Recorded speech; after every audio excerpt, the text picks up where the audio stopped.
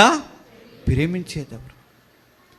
నీతో సమమైన వారు ఎవరు కూడా లేరు, నీలా ప్రేమించేది ఎవరు కూడా లేరు. అంతగా దేవుడు మానవాళిని దేవుడు ప్రేమించాడు, అంతగా దేవుడు మనుషులను క్షమించాడు. మన యోగ్యులమండి, యోగ్యులము ఎవరము కూడా కాదు. అయోగ్యులమైన మనలను దేవుడు ఎంతో ప్రేమించాడు.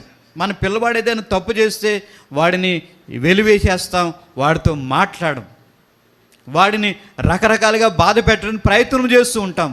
కానీ మన దేవుడు మనం అటువంటి పాపంలో ఉన్నప్పటికీ కూడా, అటువంటి శాపగ్రస్తమైన జీవితాన్ని జీవిస్తున్నప్పటికీ కూడా మన దేవుడు మనలను ఎంతగానో ప్రేమించాడు.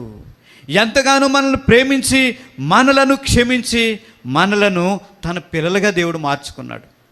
ఎవరైనా ఒక పాపిష్టి కార్యం చేసినప్పుడు ఆ పిల్లవాడు మా పిల్లవాడని చెప్పుకోవడానికి ఇష్టపడతారండి? ఎవ్వరు కూడా ఇష్టపడరు, చెప్పుకోరు కూడా.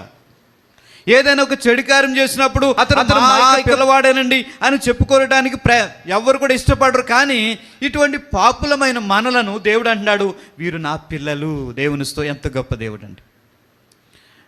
ఆయన మనలను క్షమించే దేవుడు, మనలను ప్రేమించే దేవుడు, మనకైనా విడుదల కలిగించేవాడు. ఈ 3 వచనాలు కూడా మనం జాగ్రత్తగా మనము ధ్యానం చేసినప్పుడు, ఆలోచన చేసినప్పుడు, దీన్ని జాగ్రత్తగా మనము మెడిటేట్ చేసినప్పుడు మనకి ఆ 3 వచనాల్లో ఉన్నటువంటి ఆ యొక్క అంతరార్థాన్ని జాగ్రత్తగా మనం గ్రహించినట్లయితే ఆయన మన జీవితాల్లో విడుదల కలిగిస్తాడు.